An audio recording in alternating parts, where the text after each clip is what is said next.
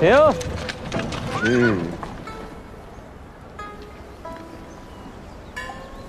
你怎么在这儿？这外面歹人多，我怕你识人不清，让人给卖了。见过杨警官，在下白胜。白郎君是哪里人啊？南诏人。以何为生？祖上的产业够用了。来这益州所谓何事呢？慕名而来，过来看看热闹。哟，这是慕谁的名啊？杨警官，这是在盘问在下吗？身为益州的警官，关乎锦业的一草一木、阿猫阿狗，我都有义务盘问。昨夜我与季娘子生死与共，季娘子比较了解我，要不然你问问她。哪有你说那么夸张？不过就是抢个生意罢了。不过是一起做生意罢了嘛。其实也不止生意了。阿玉，我们快走吧，再不回家，我阿娘就要把我逐出家门了。想走？那个人得放我们走啊！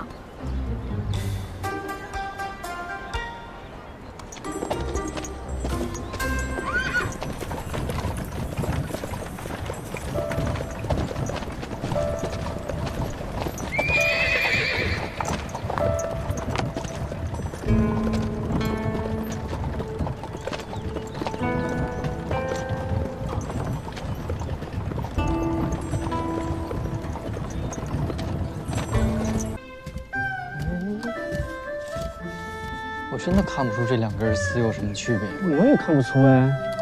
那一起对比看，现在能看清楚了吗？哎，这束好像颜色更浅淡些。蜀锦是千丝万缕织成的，每一根线颜色差了一点，整副锦便会差了1倍。你们先从这一把看，再一根一根往外拿，直到你们的眼睛能够适应，即便是2根对比也能看出差别。那你们就会知道用什么样的颜色能事半功倍，锦上添花了。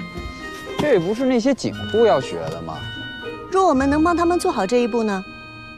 如今我们飞花会不仅有朱颜驼，还有蜀红丝，还有各家的特色丝线。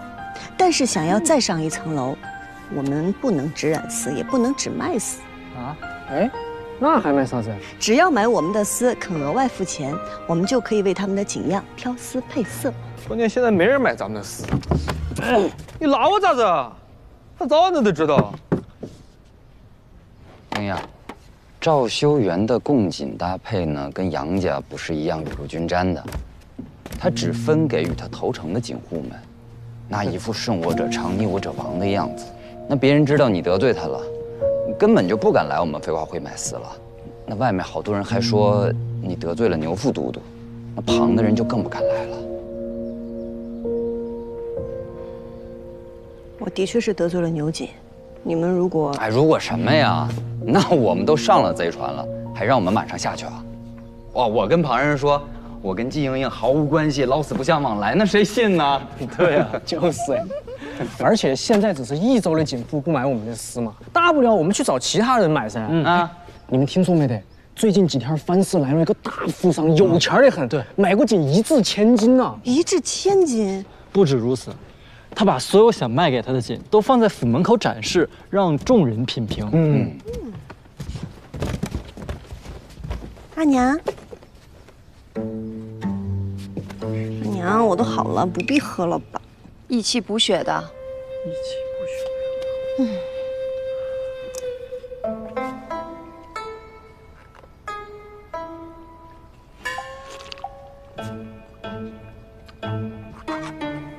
啊，阿娘苦啊！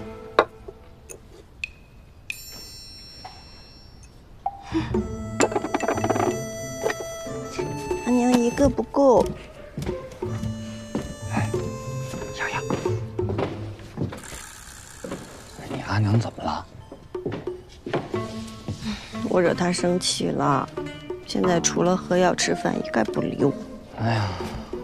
这天下当阿娘的，果然都一样厉害。还有谁？我阿娘啊！这样我舒服多了。平儿怎么还没来？嗨，他又被他娘拉去相亲了。啊？他又去相亲了？不行，爷是他的英雄，也得去救他。我是不会出门会的。你给我站住！他爹一样就是个伙计，成天捣我那屌事儿。你看你现在都变成什么样子了你？再加上废话会这钱，你什么时候这么离经叛道过？我跟你说啊，你要再这样下去，就真嫁不出去了。嫁不出去就不嫁，有什么了不起的？别说我啊！不，你别生气，拉着我！不，别，你先走，你先走！不，别生气，别生气，不，你放心，我去哄他啊！放心，不啊！平儿，你阿娘是不是又逼你相亲了？老师傅，能不能让我一个人待会儿？平儿，别的郎君没有演过，不代表天下郎君都没有演过。我就喜欢你现在这样子。求你了，别说了。平儿，你放心，你阿娘再逼你相亲，你就说也愿意娶你。闭嘴！只要你娶了，我这辈子都不嫁人，我不嫁人。你不嫁就不嫁，你别哭啊！你不知道，你什么都不知道，你别跟着我了。我也想知道，你也不告诉我。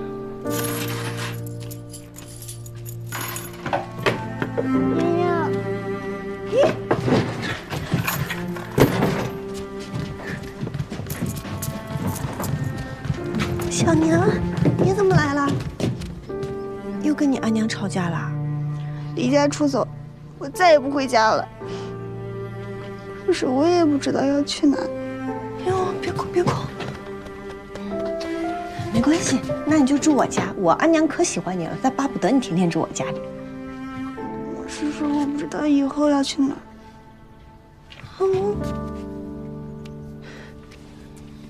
我明白。你别着急，先走着呗，走着，说不定就知道了。哎呀，我现在就带你走。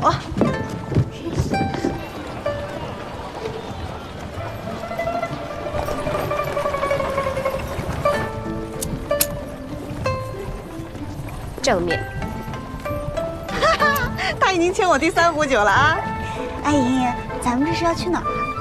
藩市来了一位奇人，我们去看看。藩市，我阿娘说藩市鱼龙混杂，全都是坏人。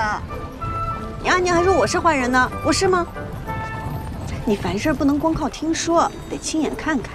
再说了，我们阿玉在呢，不怕啊。哎呀，希望今天能够顺顺利利的，在天黑之前赶回家。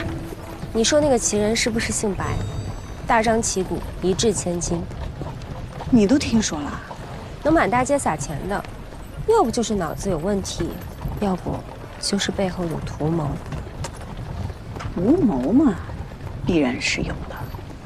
利用众人估价得到蜀锦真实价格，接近实价买锦，而且在短时间之内就打开了自己的名声。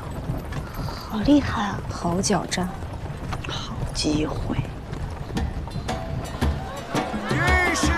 玉石，各种珍稀的玉石，看一看。这位朋友，看一看我们这儿的玉石。哎呀，现在益州城的锦户大多都不敢买飞花会的丝了，我只好来这儿碰碰运气。那位白郎君敢如此大手笔的花钱，说不准胆子也够大。你这可是与虎谋皮，总好过如履薄冰啊。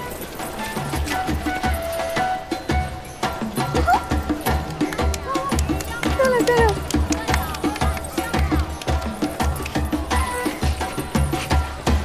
哦，谢谢。娘子，5文钱。别家都是1文5个，你这儿5文1个，正好。打劫还送个饼，饼不贵，5刀贵。哎呀，难怪说你们藩市的人最会做生意了。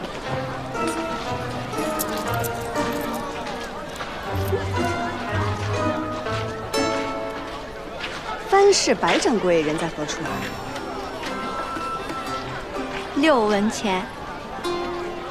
你不该太贪的啊，阿月。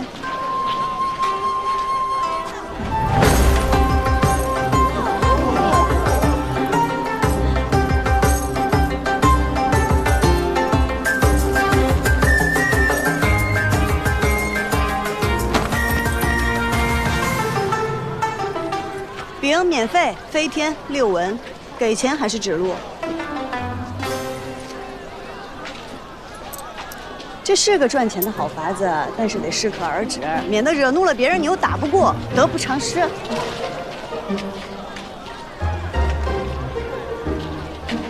尝尝，尝尝5文钱一个的大饼。这可是货真价实的羚羊公脊，是100年前祖上传下来的。要不是家里急着用钱，我是万万舍不得拿出来卖。还请诸位给个公道价。多谢诸位，多谢诸位。100年，颜色能有这么鲜艳？这便是蜀锦啊，历久弥新。只不过，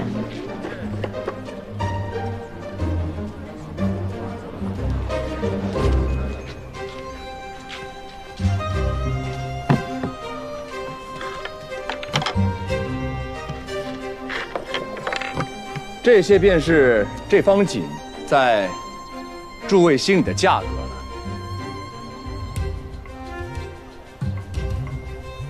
还有没有人有别的想法呀？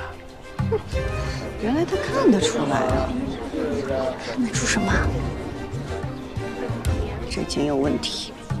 还有人要报价吗？我要出价。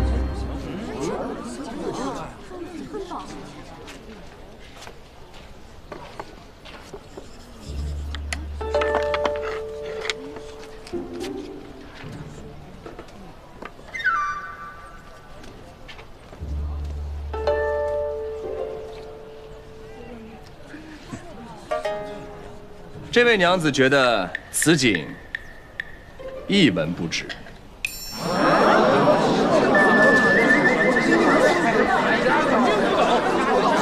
那你说说，你是觉得此锦是假的吗？白郎君，你可不要听信个别小人挑拨，这大家有目共睹，这锦绝对不是假的。这锦确实不是假的，但它也不是真的。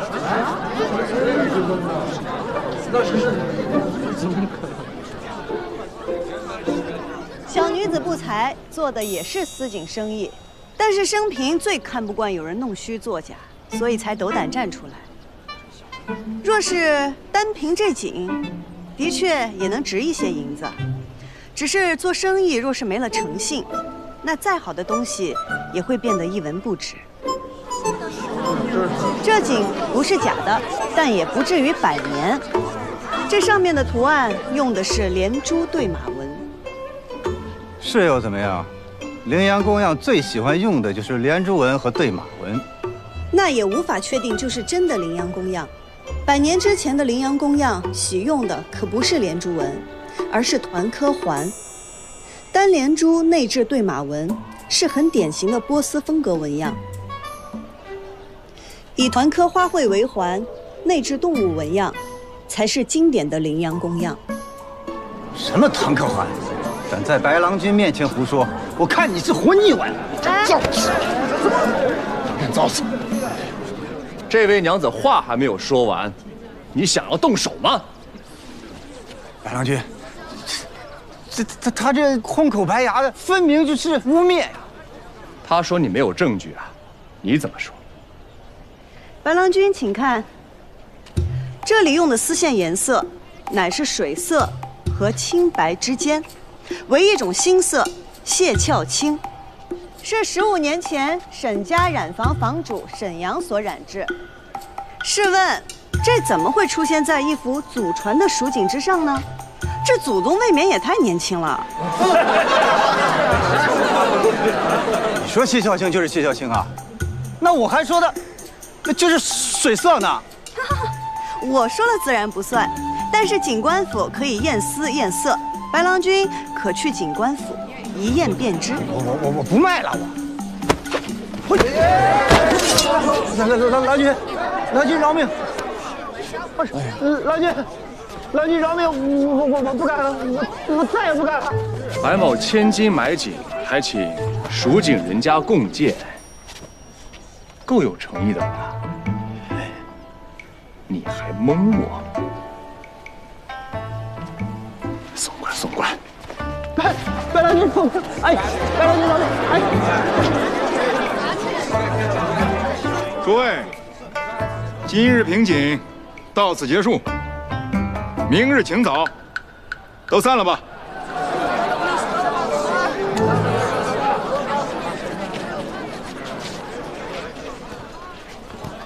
在下白胜，不知道这位娘子怎么称呼啊？在下姬莺莺。原来是季娘子。你认识我？白某来益州的第一天，就看见季娘子凤凰于飞了。季娘子有双慧眼啊，白某也是爱景之人，家里还有些许，相信季娘子赏鉴一二。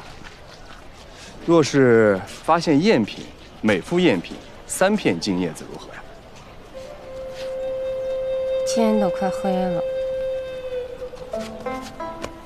我相信你们一定能瞒住我阿娘的，是吧？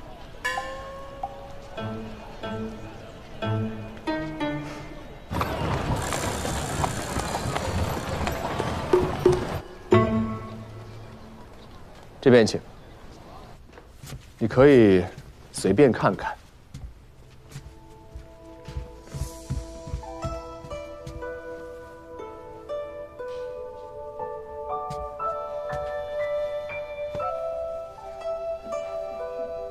这副对阳几何纹锦是魏晋时流行的锦样，如今已不曾见了。这副花瓣团颗禽鸟锦，纹样虽常见，但织工了得，配色自然，也是不多见的珍品啊。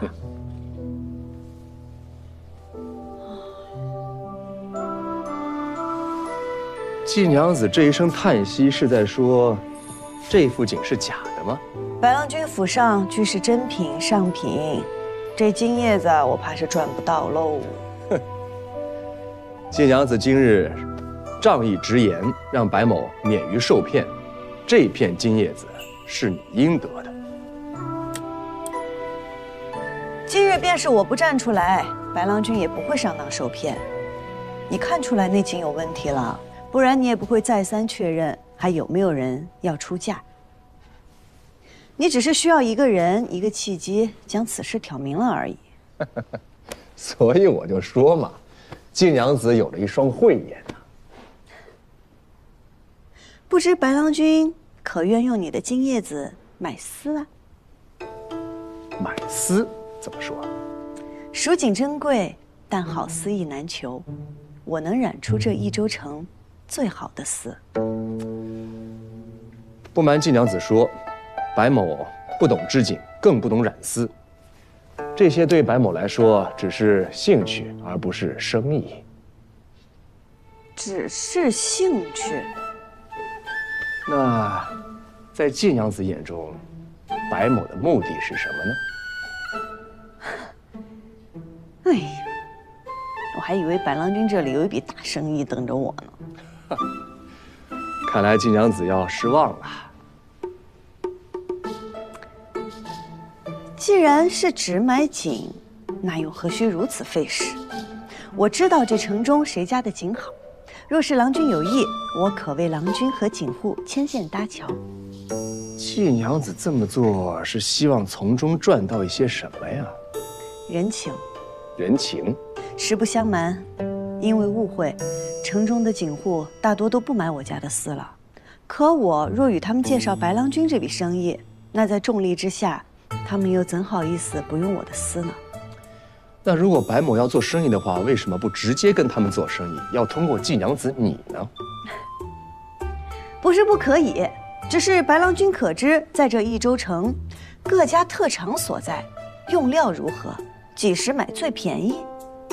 你又可知什么样的纹样是当下时兴，什么样是陈年积压？当然啦，这些白郎君也可以找人去打听。只不过，与其找一个生人，为何不找一个走投无路、想要与白郎君合作共赢的人来信呢？白某自然是相信季娘子的，不过这一次白某购锦已成，而且心满意足了。无妨，来日方长，希望日后有机会能与白郎君合作。好。告辞。不送。不做生意却把名声打得响亮，不是有病就是有鬼。主任，咱们需要一个打入益州锦业的契机，正好这季莺莺又来寻求合作，主人又对她有兴趣，为何不趁机答应了她？现如今我们对他来说只是之一，而不是唯一。等到他山穷水尽的时候再开价也不迟。不着急，先等等。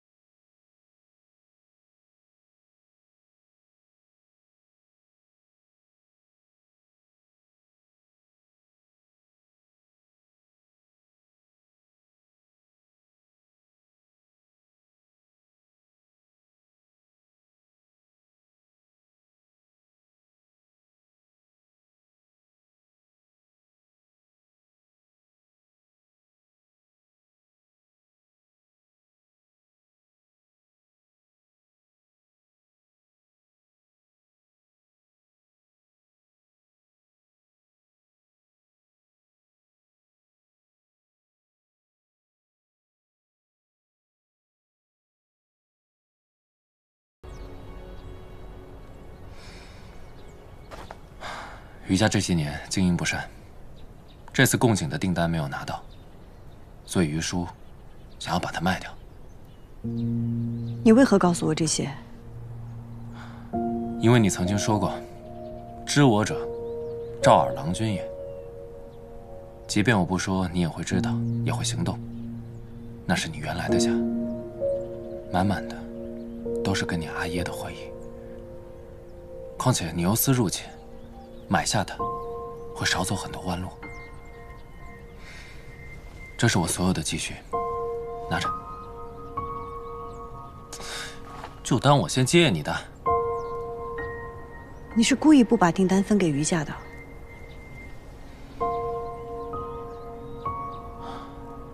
杨静兰可以为你铤而走险，我也可以。赵二郎君，有些事过去便过去吧。若你还放不下过去，无需为我做什么。我只希望你能面对自己，为人为事，无愧于心。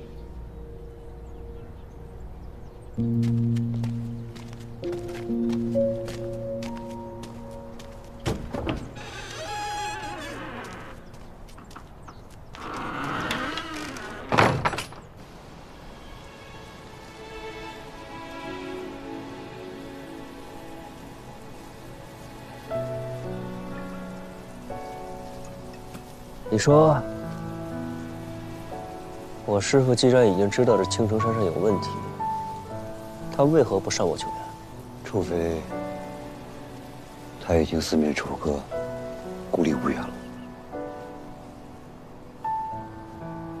我本以为把这山上的动静闹大，将一切揭发，就能把凶手绳之以法。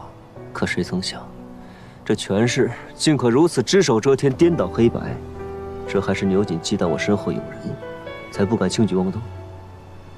我师父当年那可是单枪匹马，面对的只会比我如今更惨状。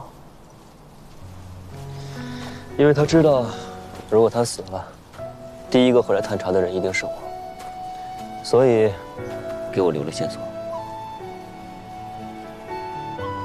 他故意泄露自己的行踪给那些侍卫，也是在告诉我，这山里有问题。你师父真是草蛇灰线，用心良苦。可他既然笃定了我会回来，就应该留下一个只有我才能找到的线索才对。小戴，没有留下线索，那是因为前两任警官糊涂啊，临死了也不知道留下线索呀。纵使峡谷香，不灿世上英。这是我师父在告诉我，即便身死，尸骨也可留证。去帮我拿把铁锹。我提一句啊，这可是你师父的坟，随口说的一句话也能当真吗？我知道，但是我懂他，我相信他，他就算拼死也会给我留下线索。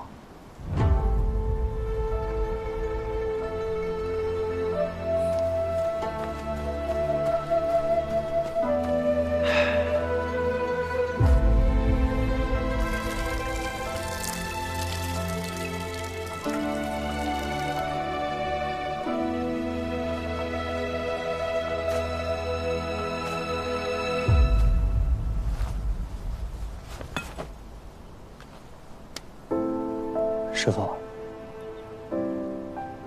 徒儿不孝，不能靠自己将益州案查个水落石出，还求师父再指引徒儿一次。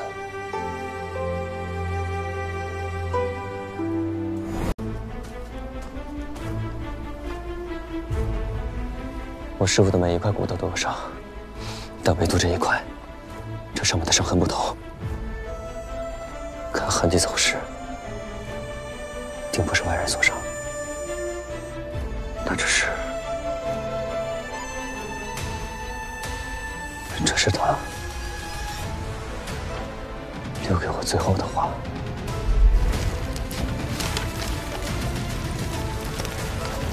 什么消息都传不出去。什么人都不敢再相信，他只能一刀为笔，以自己的尸骨做纸，给我留下线索。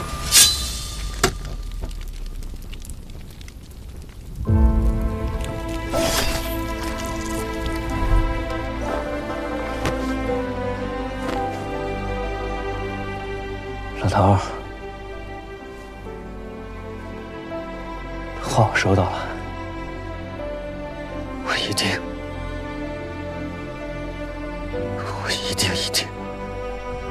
会把害你的人都揪出来，给你送去磕头赔罪。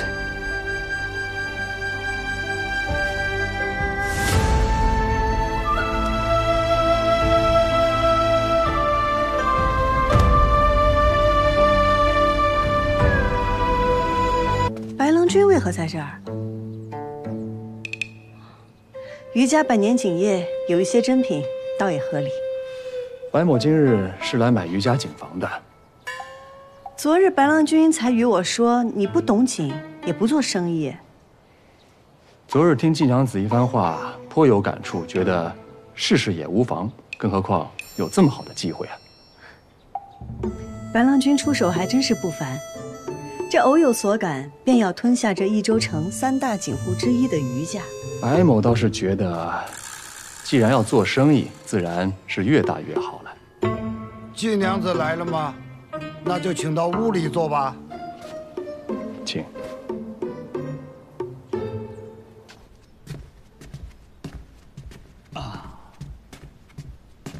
余掌柜，杨夫人。季娘子啊，上次购买丝线的余款呢，我已经让人给备好了。一会儿呢，你就可以直接到账房核对收取。还有季娘子提出要与锦房合作，由飞花会帮忙挑丝配色，这个事情，就看新掌柜是否答应了。新掌柜已然定了。哦，还没有。不过你可以听一听，看看哪些条件能让你满意。不知二位出的什么价格？哦，比市价高出30%吧。于掌柜，杨家出的价格虽比不上白郎君的高，但我们杨家多年织锦，如果锦房放在我们杨家手上，那定是源远流长，绝不会辱没和亏待了你的工匠们。金娘子，你看我们两个谁更顺眼呢？白郎君许以高价，杨夫人重在情义，两位都是诚意十足。但依我看，两位的价码都不够打动人。于家100年，就这般改弦更张，难道不可惜吗？于掌柜操劳一生，将于家锦发扬光大，是再高的价码也无法买到的。商业沉浮，有辉煌就有没落。若我没有记错的话，这里曾是季家的旧宅。季家锦当年何等风光，可如今呢？不用我说了吧？于掌柜，今日我前来想跟您聊的也是这桩生意。飞花会愿意出一笔钱注股于家，从此飞花会出丝，于家织锦，既能解决眼下的困难，又能保住于家的招牌，岂不是两全其美？金娘子可知道你口中的两全其美得花多少钱呢？昨日你还说处境困难，怎么，今日又能拿出钱了？昨日我与白郎君说，是以为你我能合作，不想今日我们变成了竞争敌手。白某若是可以顺利地盘下于家锦房，定跟金娘子构思合作。于掌柜知我从不空口白话，钱的事情我会解决，但求于掌柜给个机会。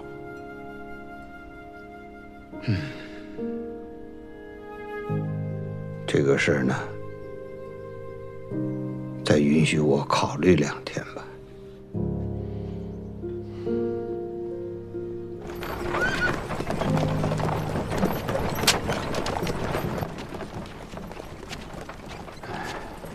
于掌柜，您若有顾虑，可以直言。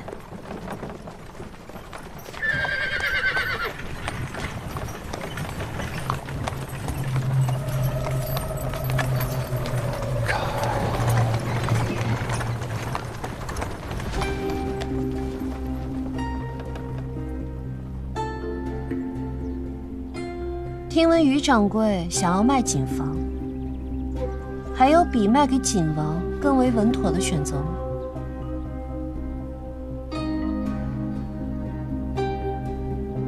于掌柜不必急着答复，我今日来，主要是为了顺路送个人。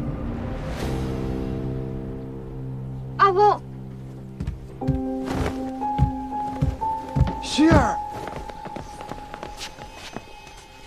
希儿，你怎么在车上呢？啊？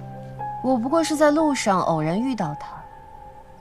听闻于娘子心若稚子，不谙世故，于掌柜可要照顾好您的孙女儿，下一次可就没这么好运了。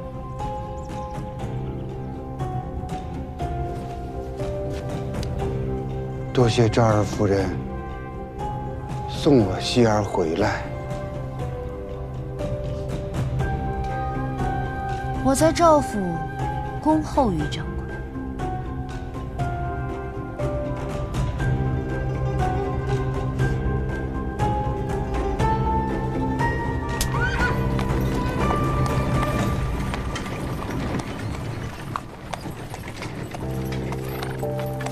希儿，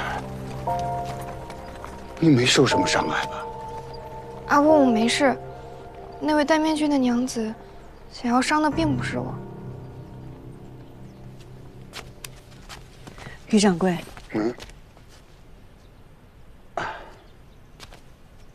季娘子，没有我的陪伴，我希儿是向来不会单独出门的。我实话跟你说，我于叔可以没有谨防，但是我绝不允许我希儿有半点受到伤害。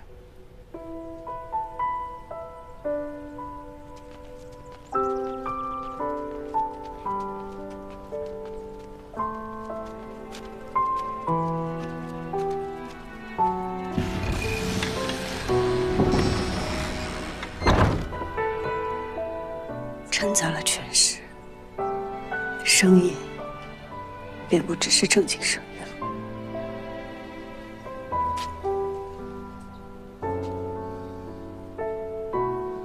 杨警官，愿你早日砍了这些魑魅魍魉。朱哥，你过来看看，有什么印象？哎，你把它转一圈。这图案好像是都运官调令背后的花纹啊！你确定？说好了的，动手归你，动笔归我。来之前，我还特地看了蜀锦所有的消息与公文。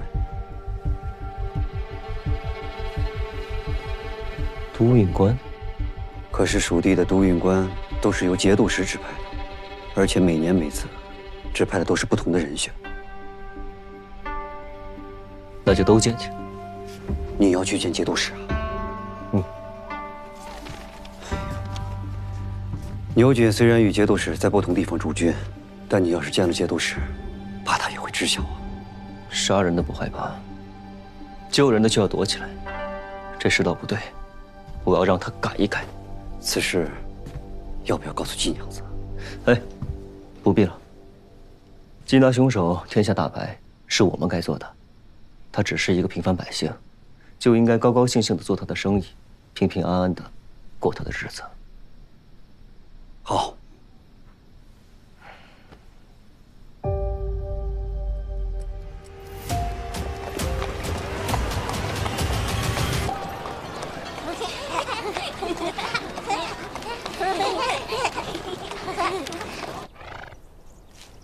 茵茵，要不咱们还是敲门吧。你又不是第一天认识于掌柜，他说不见客，那就是不见客。他不见客是又不想卖景房了吗？你说一个人要卖掉自己的景房，他最想得到的是什么？他若是想要钱，那个白郎君能一掷千金；他若是想要于家的工匠和技艺有所依托，那杨家是不二人选。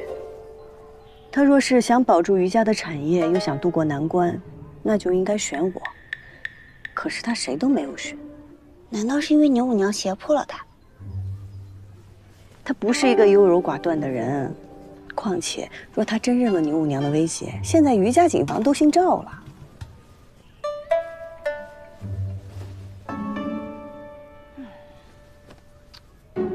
如今他闭门不出，他应该是在犹豫，他不知道自己该不该卖掉景房，也说明我们给的价码都不是他想要的。那他想要什么呀？这就是我来的原因啊！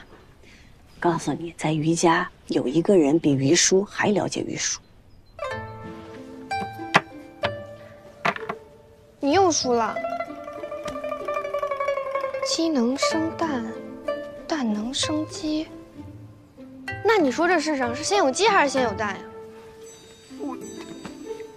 哎呀，白某不知啊。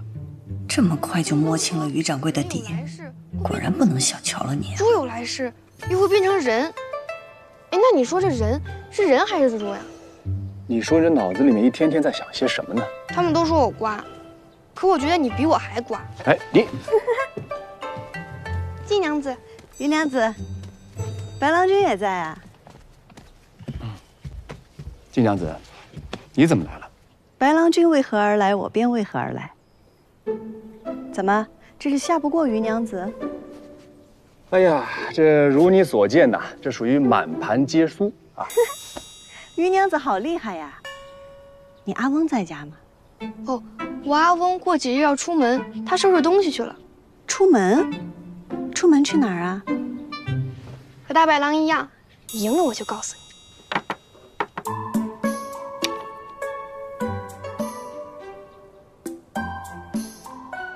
哇，你好厉害呀！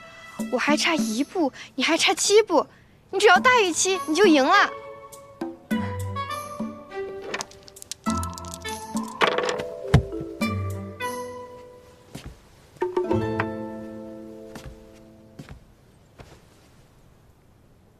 正好7步哎，你赢了。这局不算，我输了。刚刚这个不是5，是4。啊？那他为什么会自己变呢？我季英英做生意有自己的原则，人待我以诚，我还人以诚。只是一个游戏罢了。金娘子，你应该还记得你的来意吧？还玩一局吗？不用了，你要问什么问题，我都可以告诉你。人待我以诚，我还人以诚，你说的。好，那我问你，你阿翁不筹备卖景房出去干什么呀？你们都想买景房，可我阿翁他想要这个。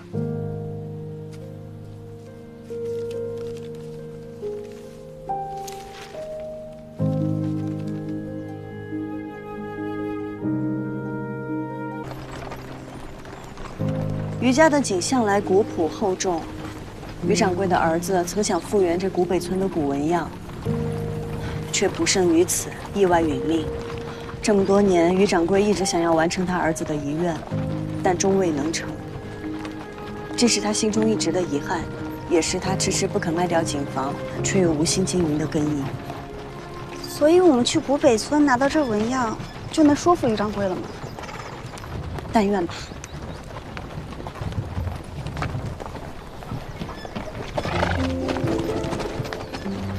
爹，我第一次离家这么远，这才叫嫁出去。哎，你可不信这么说，回头你阿爷阿娘又要说我了。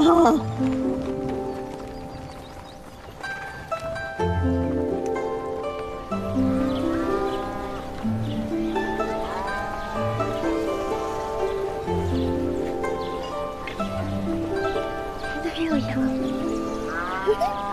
抓到我就给你这个旗！大人，快把旗给我！快把旗给我！阿姨，你看，那旗子上的花纹和图案上是一样的。但那是画的，形状虽然一样，但没有图案上的明暗变化、细致纹理。应该是他们对着旧本景简易临摹。那是我看错了。那你就再去细看看，说不定还能瞧出别的什么来。像你这样善良温婉的小娘子，他们定是愿意给你看的。那我先去了，一会儿来找你们。小娘，让他去吧，总得让他看看这世上还有别的道。那他要怎么走，他自己选。祭祀了，老王，快点快点！祭祀，今日他们祭祀，走走走，我们也去。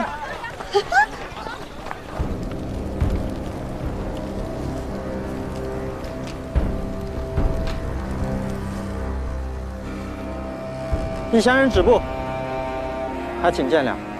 多树多土，亦有高陵，万亿箕子，为酒为礼。没想到这区区几日又见了4回，看来你我之间还是挺有谊的啊。白郎君果然还是来了。季娘子为何而来，白某就为何而来。看来白郎君对余家那景房是真的想要了。之前看着像假的吗？看来今日要好好争一争喽。李正，你能不能通融一下，也算是帮助我一下。我这辈子呢，没有别的执念了，唯一的就剩下，这方图样了。这是圈子的一个心结，也是我的一个心结。请你在我有生之年，让我再看一眼吧。您是知道的，就是令郎在村中出事后，为免外乡人沉湎于圣物，深思不熟，早预不测，我们才有了这外乡人止步的规矩呀。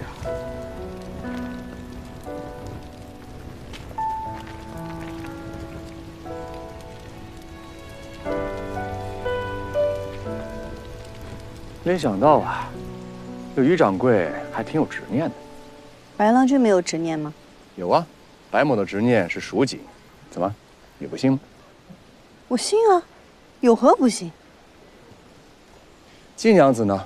你有执念吗？也是锦啊。季娘子，于掌柜，季娘子是听到希儿说我在这儿吧？季娘子是为锦房的事儿来的。是，也是为了一份百年传承、爱景之心而来。您是知道的，我季家也有季家的执念，所以我能懂您，也想助您。不为贤主，只为重现蜀红，老夫真是敬佩季娘子啊。只不过我于家就没有像你这样的传人。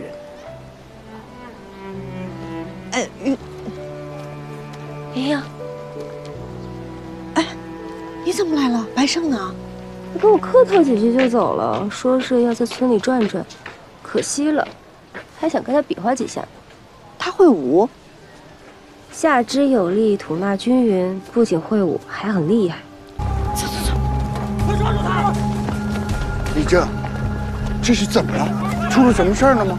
于掌柜，我们村子赤城一带待你更是奉为座上宾，你却带着这些外乡人偷走了我们的圣物，这就是你们的做客之道吗？你说什么？文锦弄丢了？定是你们这些外乡人里应外合偷了我们的文锦。对，把文锦交出来！你们交出来！快说，把文锦偷好了！把文锦交出来！到哪了？快点给我交出来！说。金娘子，救命啊！金娘子啊！外乡人，外乡人吗？我也去找去。你们几个外乡人，肯定和他是一伙的。文锦不在他的身上，定在你们身上。在此之前，我们都没有进过那个大门。不信，你可以问他，他可以作证。那会儿他们想进来，被我拦在门外。我看到他们往村子里去了。那你们几个外乡人来我们村里干什么？肯定是别有企图。你们要是不信，可以搜我们的身，我们也可以陪你们把那个人送去官府。官府一查，便知道我们与他只是萍水相逢。哎，金娘子啊，你这见死不救，怎么还落井下石呢？于掌柜，难道你不想知道那个纹样在哪儿吗？您是有所不知啊。这个季娘子可聪慧了，我相信她一定可以帮你找回纹样。季娘子，如果说您真有办法的话，您就说出来。老夫这一辈子已经没有别的执念了，唯一剩下的就是那副文锦啊。你要是真能让老夫得见一面，那锦房我拱手相送。凤娘子，求您了。爷爷，你想清楚了，一旦开口就脱不了干系。这么多人，我护不住你们。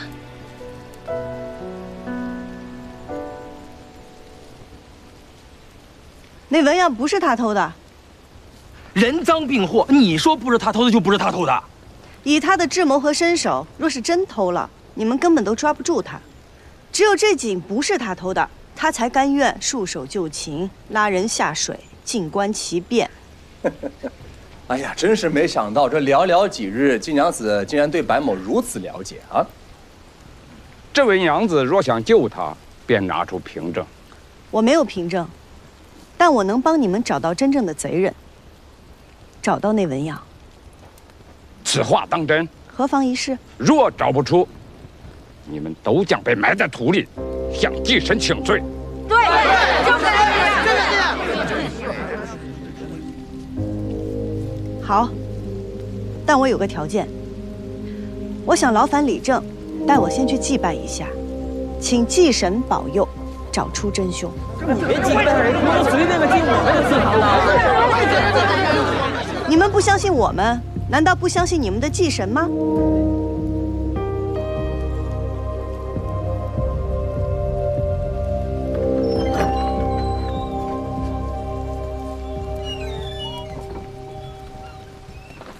诸位，我已得到了祭神的指示，今日定能抓到真正的盗贼。李正，我现在需要1盆清水和1碗草木灰粉。你们2个快去准备。你们那文锦，我之前远远看过，底色交杂了绿色。从前染绿色只有一个法子，便是用矿石，而矿石之中有一种特殊的东西，沾上草木灰水之后将会变红，并且10日之内都不会褪去。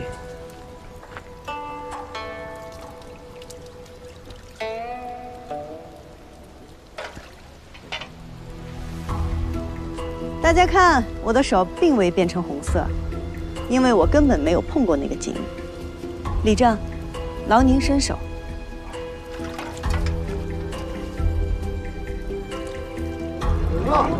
你们看，他的手红了。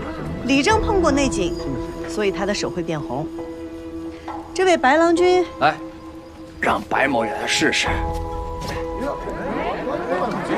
诸位，莫慌，白某不跑。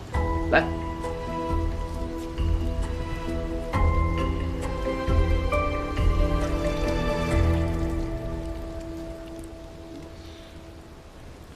应该不是的。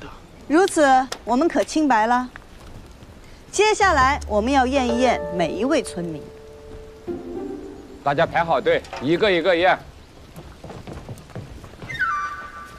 这个水怎么会变红呢？就算这矿石里面有这特性，100年过去了，还能有效果吗？我不需要跟一个窃贼解释。哎呀，白某也是好奇，想去看一看那个井，谁知道会碰到这个事儿呢？太冤了！你明明可以逃脱，为什么非要拉我们下水？白某若是逃的话，那叫畏罪潜逃。而且如果我跑了的话，那真正的窃贼不就逍遥法外了吗？金娘子，这水里到底有什么玄机啊？还请季娘子告知。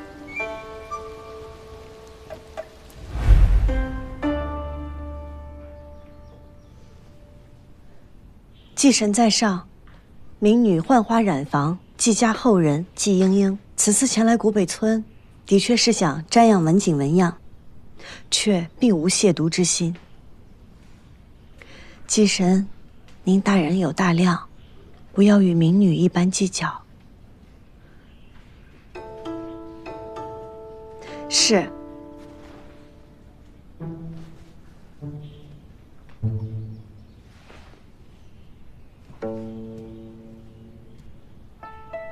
祭神告诉你方法了？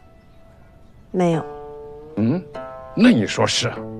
但他告诉我，若你能配合我，这个事情便有解。季娘子，祭神面前不可以乱说话的。怎会？祭神也是知道我在帮他呀。如今已别无他法，为何不试一试呢？若是能找出来，大家相安无事；若是找不出，你也大可把我给埋了。好，劳您伸手。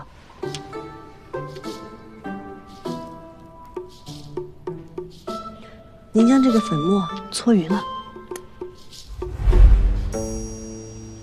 也没什么玄机，仰仗李正配合罢。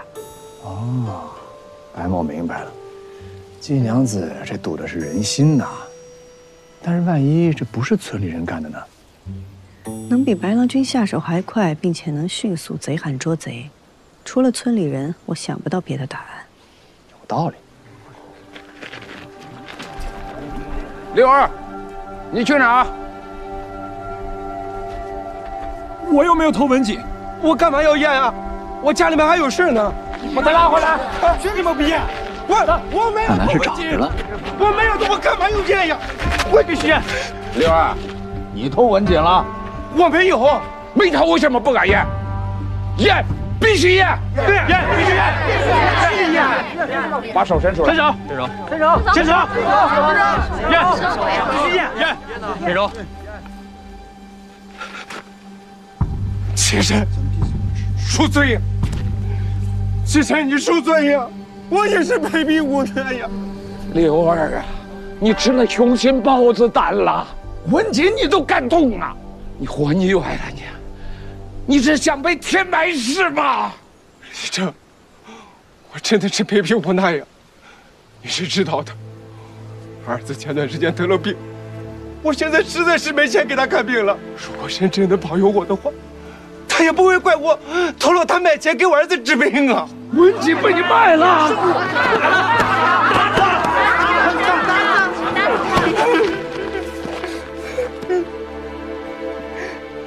卖不了了。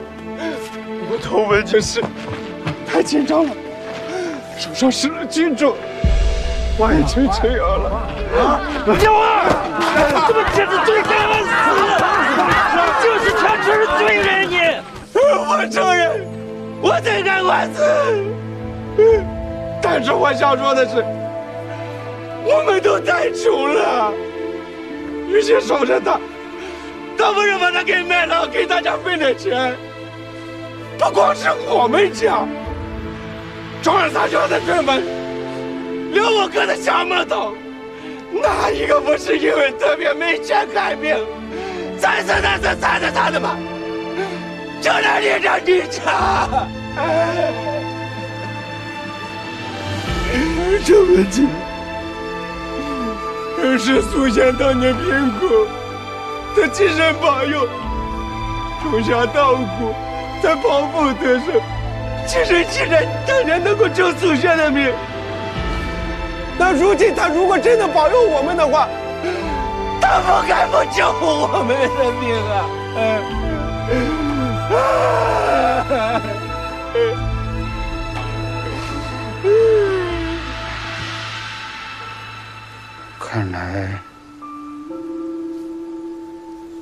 看来我还真不该有这个执念。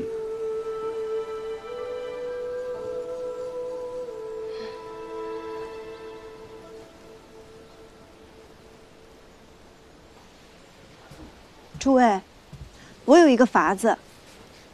左右这井已然断了，不如将这断井租给于掌柜，待他织好新井，再将这个旧井还回来。日后这新井每卖出1匹，我们就分一笔钱给这个村子，让大家可以好好生活。若是村中有人愿意学习织锦，或者以此为生之人，我可以为大家牵线。真的修好井？不行，这井虽然不是你们偷的，但偏偏是你们来的这天断的，说明祭神不欢迎你们。不，您说反了，是你们的井先断了，而偏偏我们来了。于掌柜织锦世家，我最擅长的是染色和挑丝配色。朱小娘是我们益州城绣工最好的娘子，我想是神让我们来帮你们修好这样井，重新开始。你们真能把井补好？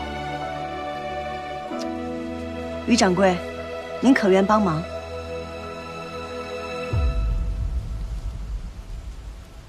蜀锦自魏晋时期便盛行，千百年来历经波折，但只要有一线生机，蜀锦人家便不会轻言放弃，所以才会有蜀锦传承，绝处逢生。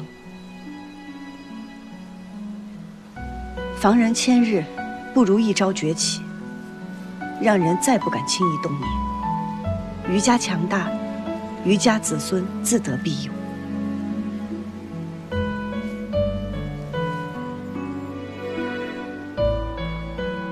阿公，这是阿爷最喜欢的井。好，好。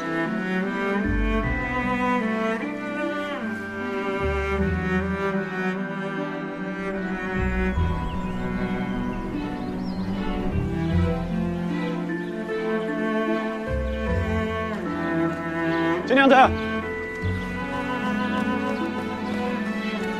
你要的丝线。多谢。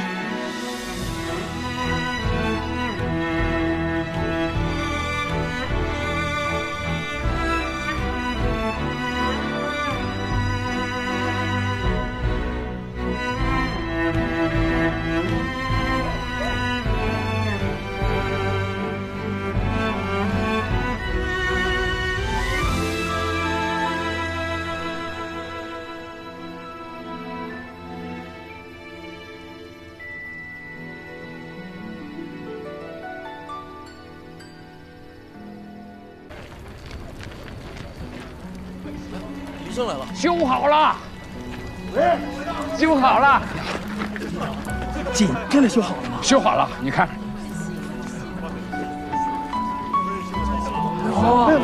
真的修，快放下，快放下！这可是咱们的圣物啊！太神奇了！开！于掌柜啊，哦，金娘子，过几日你要有空的话，就到我府上来商谈一下那井房过继的事情。于掌柜，我还是那句话，我不要您的井房，我想与您合作。蜀锦传承几百年，本也不是家家都有传人，而是蜀锦业守望相助，代代有传承，才有了这千秋蜀锦。不知莺莺和飞花会是否有幸能与您一道传承余家技艺？好啊，新娘子既然有如此的豪情壮志，老夫又有何不敢呢？行啊，豁出去老命，我再拼他一把。飞起来了，阿翁飞起来了！这文锦先生离不开你们几位的鼎力相助啊！那我们就准备酒菜，请罗舞迎贵客。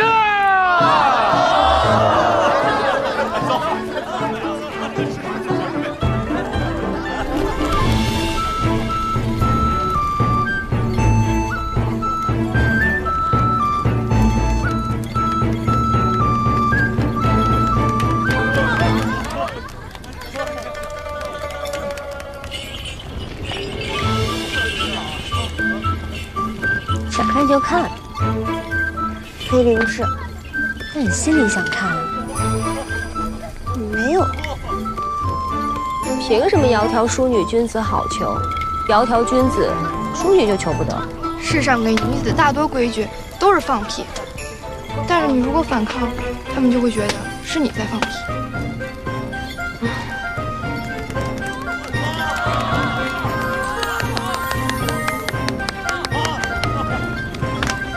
今日能够劫后余生，可多谢金娘子啊！便是没有我，像白郎君这么贼，也可以金蝉脱壳的。若白某可以自己金蝉脱壳的话，那为什么要把这个机会让给你呢？是啊，为什么？是啊，为什么呢？不知日后有没有机会与白郎君做生意？若是有的话，还望白郎君以诚相待。金娘子，朱掌柜，咱们一起跳起来吧！好啊！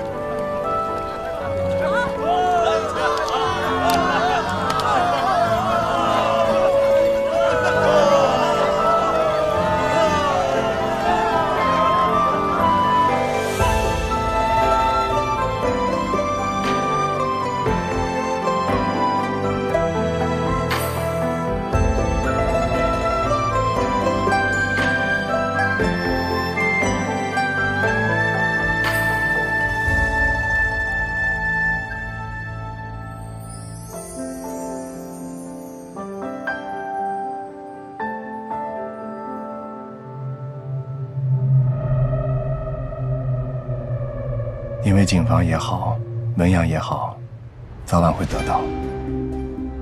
而一个有趣且有用的人，却没那么容易遇到。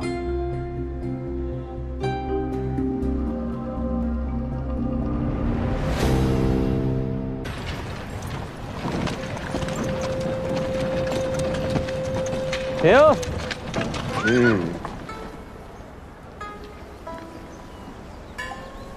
你怎么在这儿？这外面歹人多，我怕你识人不清，让人给卖了。见过杨警官，在下白胜。白郎君是哪里人啊？南诏人。以何为生？祖上的产业够用了。来这益州所为何事呢？慕名而来，过来看看热闹。哟，这是慕谁的名啊？杨警官，这是在盘问在下吗？身为益州的警官，关乎锦业的一草一木、阿猫阿狗，我都有义务盘问。昨夜我与季娘子生死与共，季娘子比较了解我，要不然你问问她。哪有你说那么夸张？不过就是抢个生意罢了。不过是一起做生意罢了嘛。其实也不止生意了。阿玉，我们快走吧，再不回家，我阿娘就要把我逐出家门了。想走？那个人得放我们走啊！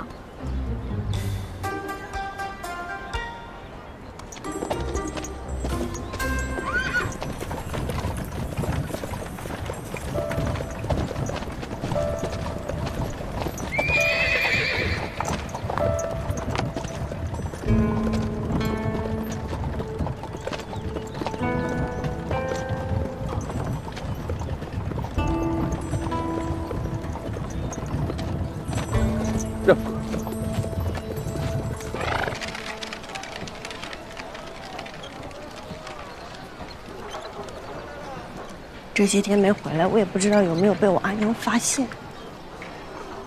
我先去看看。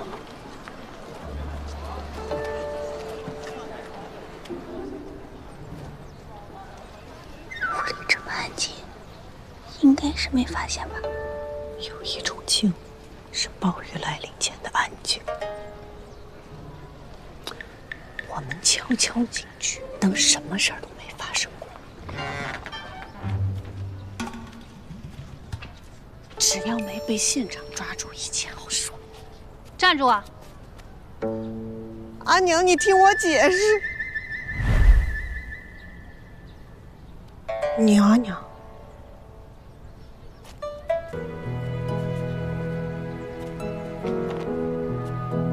你阿爷阿娘给你选的是一条轻松的路，安全的路，你自己选的会很难走。你想清楚了吗？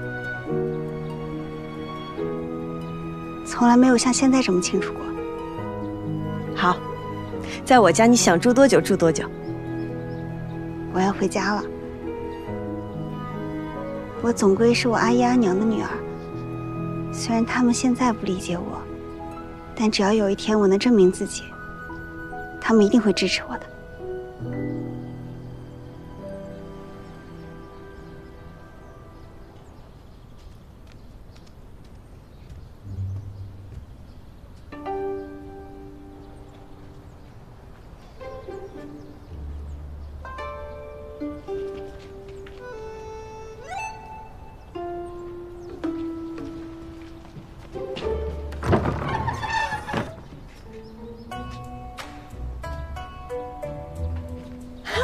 阿娘，你在啊？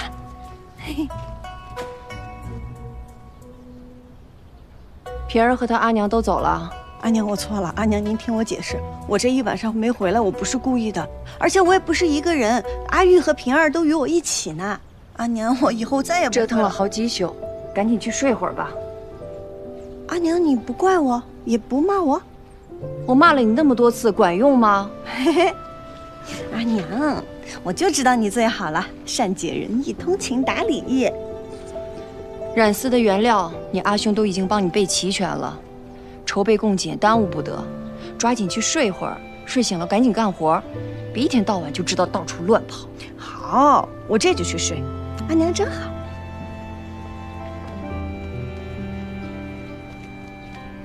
快去。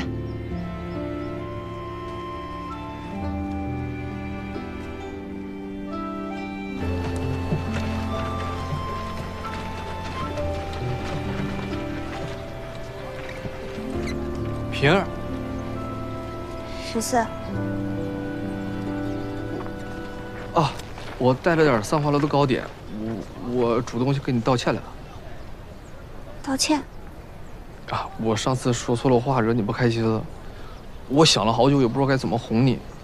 我长这么大也没哄过别人。你看这样行不行？你怎么能消气儿，我就怎么做，行吗？应该是我和你道歉才对。上次是我心里烦躁，忍不住朝你发火。我倒没事儿。那个还是因为相亲吗？我其实上次我没开玩笑。等我说服了我阿姨，我就去你家去提亲。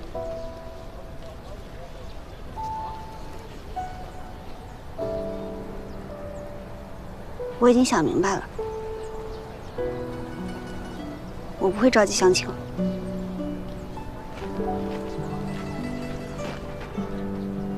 茵茵是女子，我也是女子，她能支撑家业，我也能。那你也不能一辈子不成亲啊！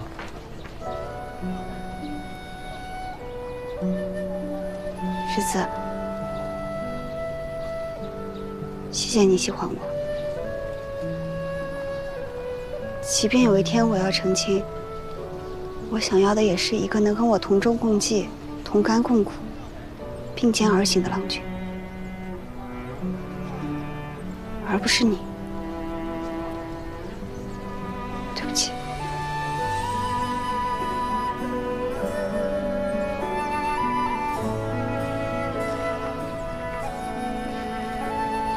爷才不在意呢。